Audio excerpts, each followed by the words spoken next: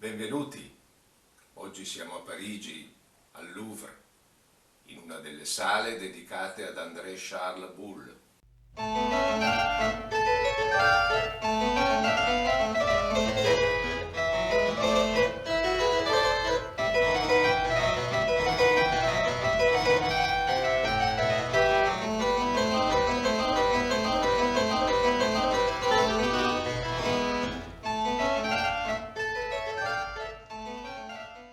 Scultore, cesellatore, decoratore e grande ebanista, definito il gioielliere del mobile, nasce a Parigi l'11 novembre 1642.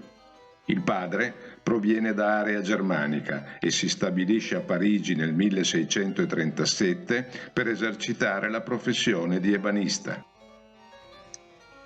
Il padre, oltre al prezioso apprendistato di bottega, gli trasmette sin dalla prima gioventù numerose tecniche artistiche, quali il disegno, la doratura, la scultura, l'intaglio, la pittura. Appare subito chiara la predisposizione del giovane allievo verso l'ebanisteria. Le tecniche artistiche acquisite le metterà a frutto in tutta la sua lunga carriera. Nel 1666 non ha ancora la maggiore età, ma il suo nome è già menzionato nell'elenco dei maîtres, titolo che il padre non riuscirà mai ad ottenere.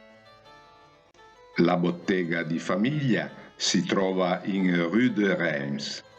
Grazie alla reputazione del giovane artista e ad ordinativi in crescita, il piccolo atelier si ingrandisce e impiega tutta la famiglia.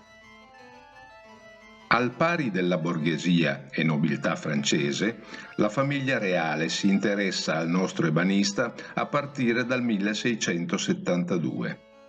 Il ministro del Tesoro Jean-Baptiste Colbert, che già aveva avuto modo di apprezzare André Charles, gli commissiona l'esecuzione di arredi per la regina Maria Teresa a Versailles.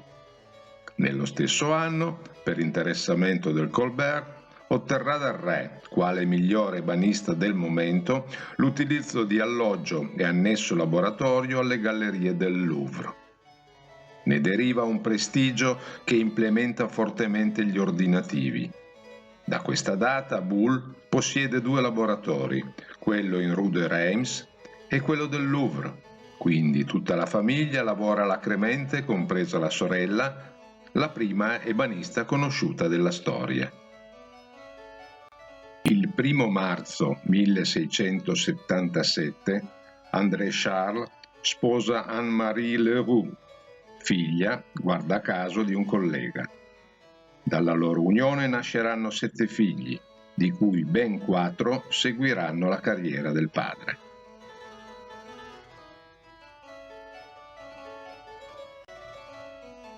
Intanto, lo spazio concesso al Louvre diventa sempre più ampio, per cui il vecchio laboratorio verrà chiuso. In breve tempo, appartamento e atelier occuperanno circa 780 metri quadrati.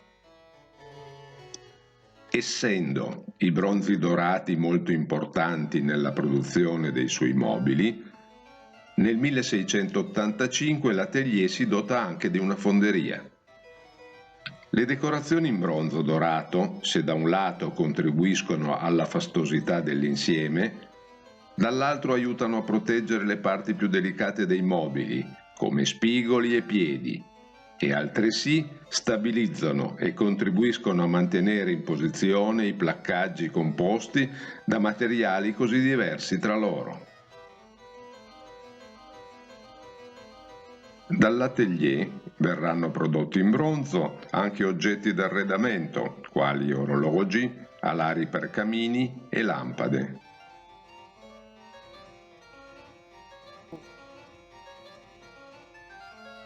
I lavori di Boulle sono caratterizzati da una decorazione formata su un placcaggio costituito da materiali diversi: legni di essenze pregiate, metallo, stagno e ottone, e guscio di tartaruga, ridotto in fogli molto sottili. Il tutto con tecnica a marqueterie di cui abbiamo già parlato, veniva incollato sulla struttura del mobile, creando i suggestivi disegni che ancora oggi destano sorpresa e ammirazione.